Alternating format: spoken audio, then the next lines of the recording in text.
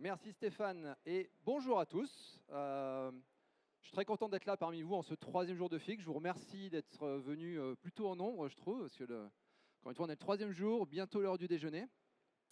Et je vais vous parler effectivement d'une thématique d'actualité, l'IA. Donc je sais ce que certains d'entre vous vont se dire. Oui, c'est le troisième jour du FIC. On continue de parler d'IA. Il y a plein de bonnes raisons de parler d'IA. Comme je le disais, c'est un vrai sujet d'actualité. On a pas mal de choses à dire également de ce côté-là chez Tenable. Et encore une fois, merci d'être venus aussi nombreux. C'est vraisemblablement que le sujet vous intéresse.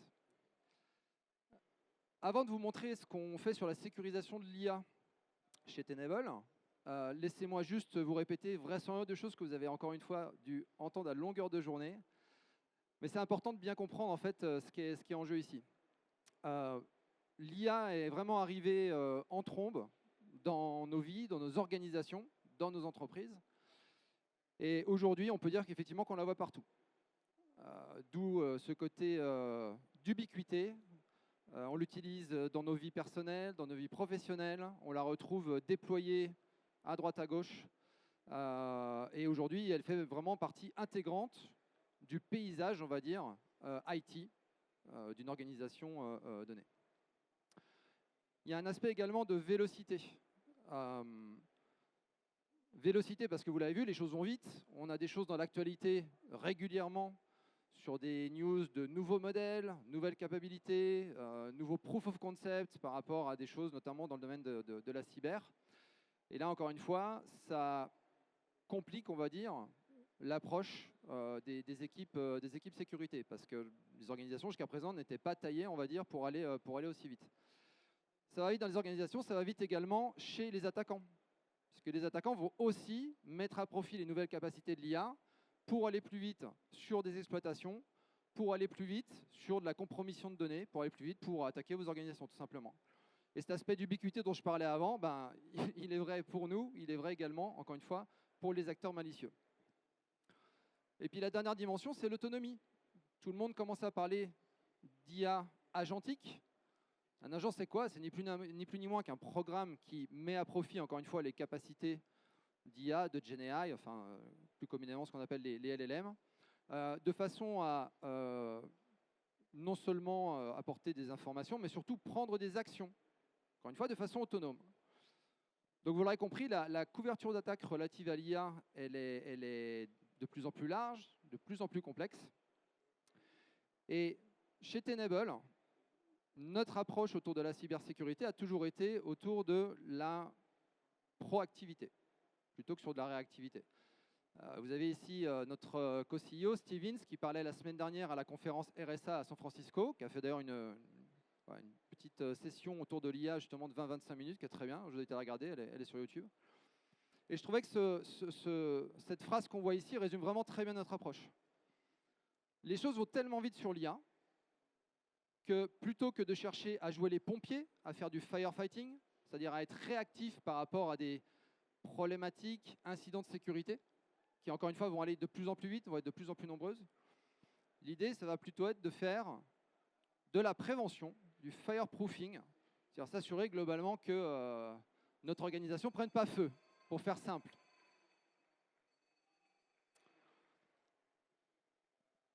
Et ça, c'est vraiment l'approche de Tenable.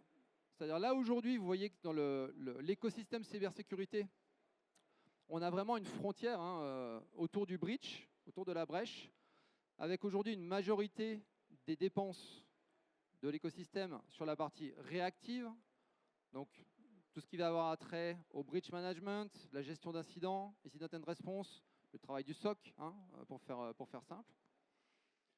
Et encore une fois, la majorité des investissements sont notamment drivés en Europe par les frameworks de régulation qu'on connaît tous, NIS2, GDPR, et puis y compris des choses plus côté US avec le CISA ou encore la partie SEC, GovSec. Sachant que derrière, une fois que le mal est fait, entre guillemets, il y a toujours des impacts en termes de coûts sur la partie branding, revenus, l'impact vis-à-vis des clients, l'aspect pénalité, etc. Encore une fois, notre approche, elle est autour de ce qu'on va appeler l'exposure management, la gestion de l'exposition au risque en français, Et on essaie d'avoir cette approche sur l'ensemble de la surface d'attaque d'une organisation moderne. Aujourd'hui, je vais vous parler d'IA, mais chez Tenable, on sécurise bien au-delà de l'IA. Sachant que Gartner, effectivement, par rapport à ces dernières études autour de ce qu'ils ont appelé le CTEM, le Continuous Threat Exposure Management, merci Gartner pour ce terme, une organisation est typiquement 3 fois moins sujette à avoir une brèche avec cette approche justement de proactivité et de prévention des risques.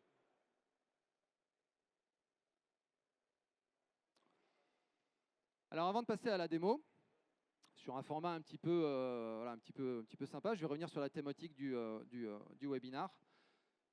Juste pour vous expliquer les 3 piliers sur lesquels Tenable aujourd'hui est en mesure de vous apporter donc des éléments de réponse sur la sécurisation de l'IA.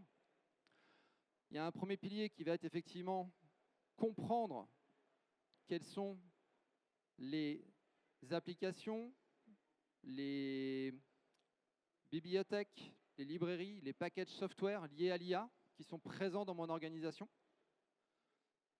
C'est typiquement, effectivement, aujourd'hui des employés, typiquement des développeurs qui vont utiliser des outils d'IA qui sont potentiellement vulnérables ou des packages potentiellement vulnérables, ou tout simplement des utilisateurs qui vont, et ça typiquement c'était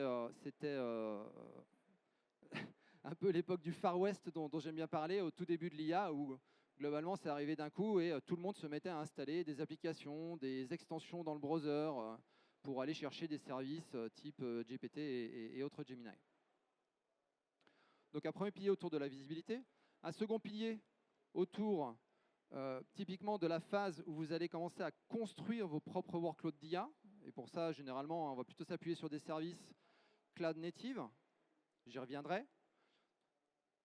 Typiquement, tous ces services autour de modèles custom, d'agents, de notebook Jupyter et j'en passe, vont apporter des configurations autour des permissions, des identités, des permissions en termes d'infrastructure, des permissions autour des API. Et typiquement, c'est encore une fois un nouveau vecteur d'attaque. Là encore, quelques exemples. Des agents d'IA qui pourraient se connecter à des données sensibles, potentiellement donnant lieu à des notions d'empoisonnement de la donnée, ou même des employés, encore une fois, dans l'organisation qui pourraient utiliser l'intelligence artificielle pour faire des tests en interne qui apporteraient eux-mêmes des problématiques de sécurité, typiquement des tests d'exploitation de vulnérabilité.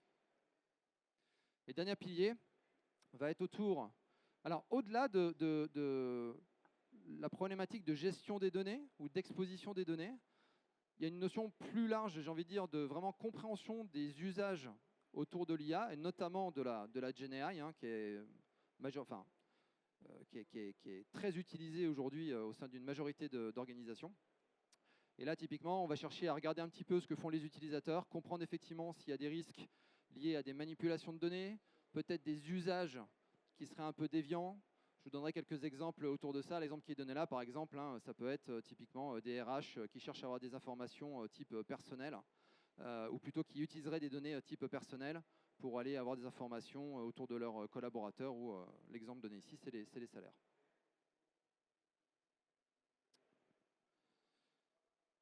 Qu'est-ce que c'est que ce slide? Donc je pense que vous avez tous vu le titre de cet atelier, l'art de la guerre cyber à l'ère de l'IA.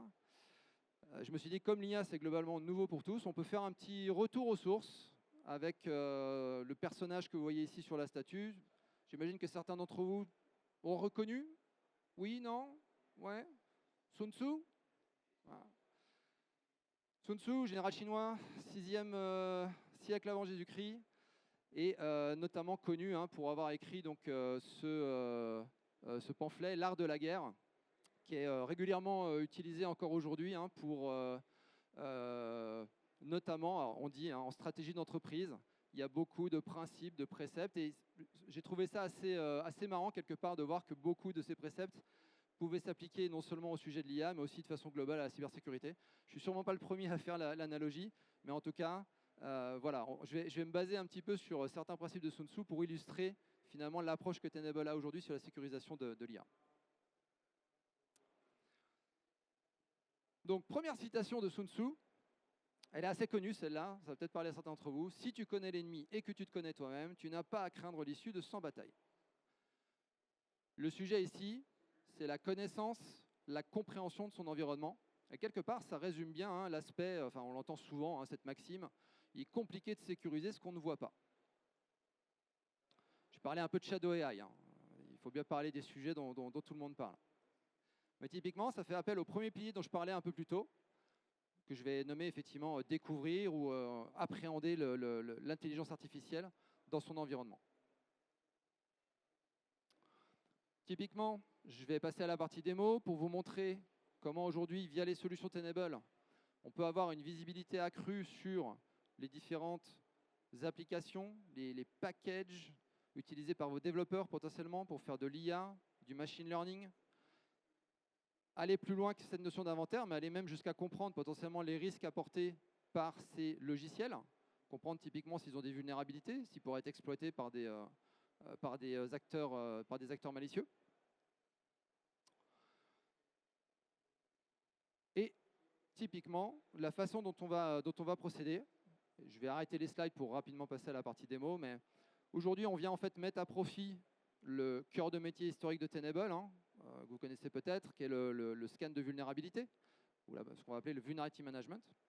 Et donc, via des mécanismes de scanner, de sensors, d'agents, on va venir en fait collecter des informations sur vos différents assets IT, desktop, serveur, équipement réseau et j'en passe, pour aller effectivement récupérer des informations sur les logiciels, notamment les logiciels donc, liés à l'AI. Encore une fois, logiciels, librairies, bibliothèques, tout ce qui va avoir attrait aux plugins des navigateurs ou même les applications web. L'idée derrière, c'est encore une fois de ramener de la visibilité, de comprendre ce sur quoi on est potentiellement à risque et de favoriser derrière, bien sûr, les efforts de remédiation, patching, etc. Hop. Et comme il s'agit d'une démo, eh bien passons à la démo. Donc typiquement ici, je suis sur ma console Tenable qui va me donner une visibilité complète sur mes différents assets IT scannés, sur mes vulnérabilités, ce qu'on va appeler plus communément des findings. La technologie qui est derrière ça, c'est tout le savoir-faire de Tenable. C'est ce qu'on va utiliser, c'est ce qu'on va nommer des plugins, qui sont en fait des petits scripts. Il y en a plus de 200 000 aujourd'hui, qui vont aller donc faire ces tests, analyser les potentiels risques sur ces différents assets. Donc derrière, je vais pouvoir regarder effectivement sur mes différents assets quel est mon niveau de risque. Je vais avoir un système de scoring évolutif dans le temps qui va me dire effectivement à quel point cet asset peut être sujet à des problématiques de sécurité. Et derrière, typiquement, sur la partie IA, je vais pouvoir, ici, via un système de requête automatisé, regarder l'ensemble de mes risques donc liés à ces logiciels d'intelligence artificielle. Et vous voyez qu'ici, je vais retrouver finalement des choses communes, comme Cursor, qui est un IDE bien utilisé par les développeurs sur le développement mettant à profit l'IA, des packages là aussi liés au machine learning, comme PyTorch, j'ai du BentoML, du Panda, etc. Bien sûr, derrière, je peux encore une fois récupérer des informations sur les vulnérabilités en tant que telles. Encore une fois, comprendre leur niveau de risque. On a des mécanismes de scoring propriétaires chez Tenable qui permettent de mieux appréhender le risque lié à une vulnérabilité en regardant si elle est effectivement exploitable, s'il est utilisé dans des campagnes de ransomware. On a des équipes de threat intel qui alimentent tout ça. Et l'idée derrière, bien sûr, au-delà d'avoir cette information, ça va être de prendre action pour faire des remédiations. Je retrouve toutes ces informations, bien sûr, sous un format de dashboard qui peut être utilisé là pour le coup par les équipes opérationnelles.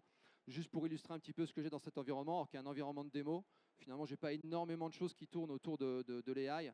C'est principalement des bibliothèques, des librairies utilisées par des développeurs.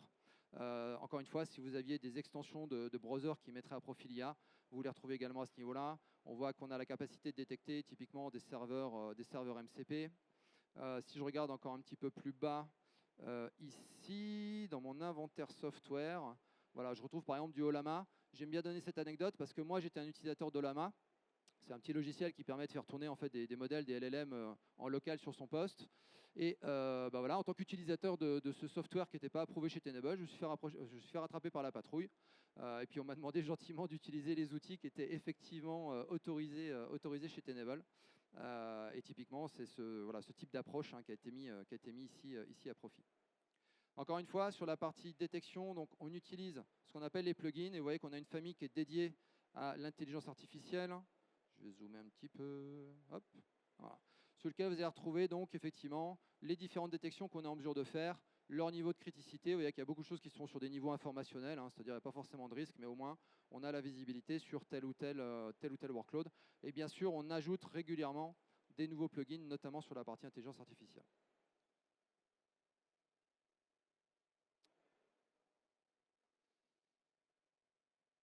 Deuxième pilier, deuxième citation de Sun Tzu.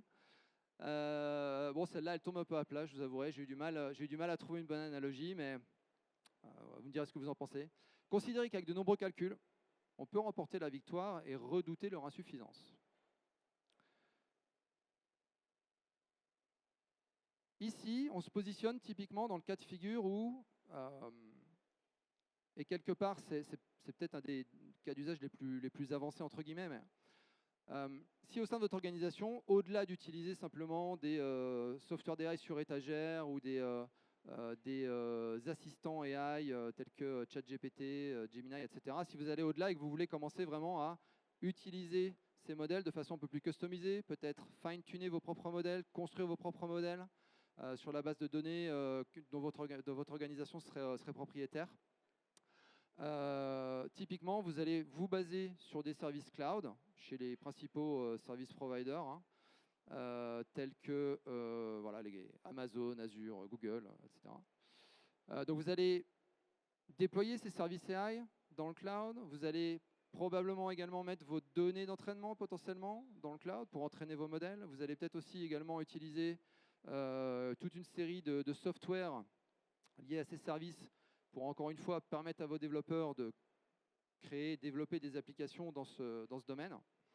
Et typiquement, on sait tous que sur le cloud, c'est très bien, on a une console web, on fait des configurations, etc. Mais c'est très rapide également justement de faire une erreur de configuration qui potentiellement va mettre à risque des données par l'intermédiaire d'une permission mal positionnée, peut-être d'une exposition réseau un peu trop permissive, et ce genre de choses.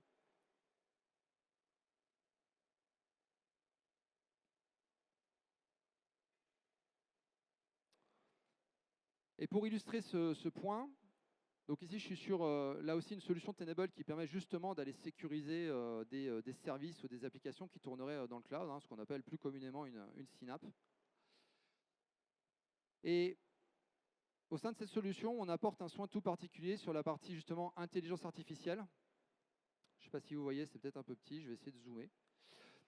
Ici, typiquement, je vais retrouver donc, mes fameux services cloud, AWS Bedrock, qui me permet typiquement d'interagir avec des modèles du marché ou de commencer un peu à fine-tuner ces différents modèles, de développer des agents également, ou des choses comme SageMaker, qui est une approche un peu différente, plus basée sur le machine learning. Pour vous montrer un petit peu typiquement, donc, il y a une première phase là aussi de visibilité, d'inventaire, sur lequel je vais finalement retrouver l'ensemble des services qui sont déployés dans mon environnement. Encore une fois, on peut difficilement sécuriser ce qu'on ne voit pas. Et derrière, je vais avoir un listing de ces différentes ressources avec tout un tas d'informations sur voilà, comment ma ressource est configurée. Est-ce que j'ai détecté potentiellement derrière des problématiques de configuration, ce qu'on va là aussi appeler des findings. Alors j'ai une politique customisée ici qui me dit déjà que de toute façon c'est un service d'intelligence artificielle qui n'est pas autorisé en prod chez nous, il est sur le mauvais compte, donc voilà, dont acte. Mais typiquement, j'aime bien utiliser l'aspect identité, parce que l'identité dans le cloud, c'est probablement la chose la plus compliquée à sécuriser. Et là, vous voyez que l'outil va nous apporter un contexte complet sur ma ressource. Donc j'ai tout un tas de choses sur quelles sont les permissions affectées, quelles sont les permissions qui sont sensibles, par qui elles peuvent être exécutées, par l'intermédiaire de quel rôle.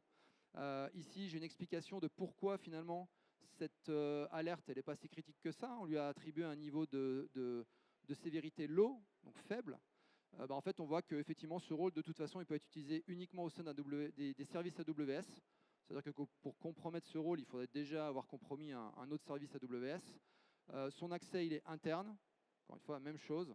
Et il n'y a pas de connexion à des choses qui seraient particulièrement vulnérables ou exposées à Internet. Donc voilà, globalement, attention, il y a trop de privilèges, il y a trop de permissions sur le rôle qui peut exécuter cet agent, ou que cet agent peut exécuter. Par contre, derrière, il n'y a pas un risque énorme étant donné le contexte. Et derrière, j'ai retrouvé une petite vue graphique ici. Hop. La voici, la voilà, que je vais aussi pouvoir filtrer. Attendez, j'ai avoir du mal avec le micro.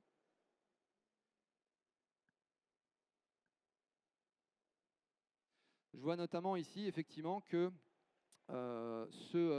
cette identité, ce rôle IAM, va avoir accès à des buckets de données, des buckets S3, ce qui potentiellement n'est pas choquant. Par contre, je peux aussi regarder si typiquement, il peut peut-être invoquer de l'infrastructure, c'est-à-dire créer des ressources par lui-même, ou créer de l'infrastructure. Et là, on voit typiquement, est-ce que je le vois? Oui. Voilà, on voit par exemple que cet agent peut modifier la configuration de mes buckets, ce qui là pour le coup est peut-être pas complètement normal.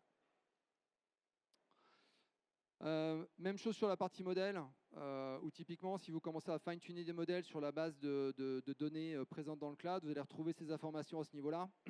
Typiquement ici on a un bucket utilisé pour entraîner notre modèle. Et je peux là aussi regarder comment mon bucket est configuré. Je trouve pas mal de choses. Je peux également regarder la partie findings. On voit ici effectivement qu'on a quand même tout un tas d'anomalies. Hop.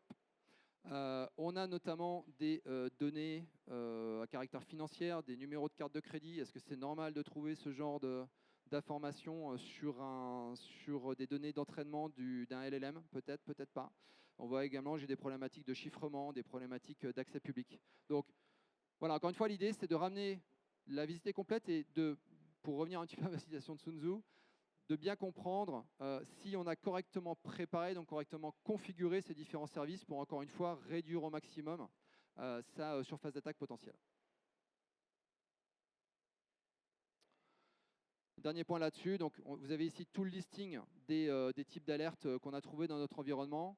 On va retrouver effectivement différents risques liés à l'AI. Généralement, c'est toujours autour de l'exposition réseau, les problématiques des permissions d'un point de vue donc, identité et access. Et puis après, on a des choses effectivement autour du chiffrement ou du type de données perçues à ce niveau-là. Hop. Troisième et dernier pilier, et troisième citation de Sun Tzu. Il faut examiner avec soin tout ce qui entre et sort, car le danger naît souvent de l'intérieur. C'est somme toute philosophique, et pourtant c'est vrai. Donc là, on va regarder effectivement comment on peut gouverner les usages AI au sein d'une organisation. Et typiquement là-dessus, je vais vous montrer comment, là aussi, Tenable apporte une solution pour comprendre, avoir un inventaire complet. Si vous utilisez des services de GenAI comme je sais pas, ChatGPT, par exemple, ChatGPT Enterprise, Microsoft Copilot, pour en citer quelques-uns. Donc, avoir un inventaire complet de qui utilise ces services, comment ils les utilisent, et également comprendre si potentiellement il y a des problèmes d'utilisation. Je vais revenir sur les types d'attaques dont vous avez là aussi certainement entendu parler, prompt injection, jailbreak, fuite de données. Et typiquement, c'est ce qu'on va chercher à détecter avec cette solution.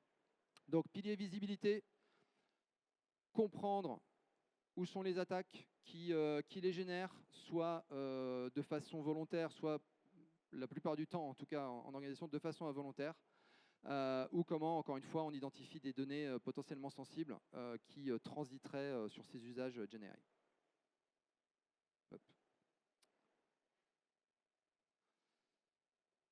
Et donc ici, je retrouve ce tableau de bord où voilà, j'ai un environnement là où je suis connecté à des systèmes GenAI tels que ChatGPT Enterprise, Microsoft Copilot.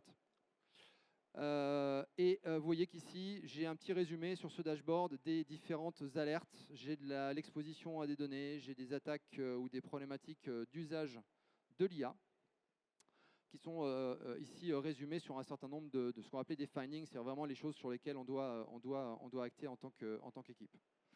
Typiquement ici, je commence là aussi par une notion d'inventaire, inventaire de mes différents utilisateurs qui sont licenciés pour aller sur ces différentes solutions. Vous avez des choses également sur la partie configuration liée à ces différents utilisateurs. Également la partie agent. Si vous utilisez ces modèles là aussi pour, je sais pas, sur par exemple Copilot Studio, commencer à développer des agents, ou si vous autorisez vos utilisateurs à commencer à expérimenter un petit peu avec les agents, vous allez retrouver l'inventaire avec un certain nombre d'informations à ce niveau-là, notamment sur le niveau d'accès en termes de permission, c'est-à-dire le niveau d'ouverture de ces différents agents. Derrière, on va également retrouver à ce niveau-là des statistiques pour, encore une fois, comprendre comment l'IA est utilisée. Vous allez retrouver des notions, par exemple, de topics, de sujets. Ici, on voit que les échanges tournent surtout autour des données financières, des problématiques liées au monde de la banque. Il y a des choses également sur des informations personnelles liées aux employés. Alors là, ça commence à être un peu plus sensible. Des sujets RH également ou de recrutement. Et sur le type de tâche également. Prendre des décisions liées au recrutement, accéder à des informations, récupérer des données ou composer des emails, qui là pour le coup sont beaucoup plus classiques.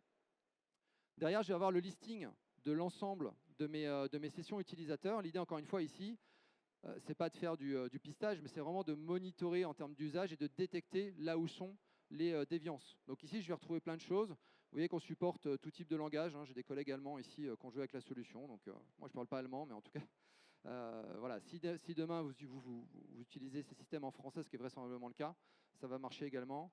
Je vais retrouver des choses, par exemple, voilà, je sais pas, instructions pour construire une bombe. Bon là, a priori, il y a peut-être quand même un problème. Et là, tout ça va être effectivement catalogué au niveau de mes findings ou au niveau de mes alertes, si on veut un niveau plus granulaire. Mais typiquement, à ce niveau-là, je vais retrouver les déviations sur mes différents usages. Vous voyez qu'ici, j'ai des notions, par exemple, de jailbreak. Le jailbreak, c'est quand on cherche à contraindre l'IA quelque part à abandonner ses garde-fous en termes de sécurité. Où je vais retrouver des choses également au niveau de mes agents. Encore une fois, derrière, vous avez un niveau de visibilité complète sur qu'est-ce qui se passe exactement, qu'est-ce qu'on a détecté. Ici, je vois effectivement que j'ai un utilisateur qui est particulièrement noté comme étant à risque, donc c'est sûrement pas son premier gig. Et ici, vous regardez exactement voilà, ce qui a été injecté au niveau du prompt pour tenter finalement de circonvenir à un usage classique de l'IA. Hop, et je crois que j'ai fait le tour. Hop. Alors cette fois une citation alors, qui n'est pas de Sun Tzu, là pour le coup c'est du Tenable. Je conclurai là-dessus. J'ai vraiment focalisé aujourd'hui les choses sur la partie intelligence artificielle, mais chez Tenable, on ne considère pas encore une fois que l'intelligence artificielle est un sujet de sécurité à part entière. C'est juste pour nous une extension de la surface d'attaque, ou de ce qu'on va appeler le chemin d'attaque, l'attaque passe. Et aujourd'hui, encore une fois, je terminerai là-dessus.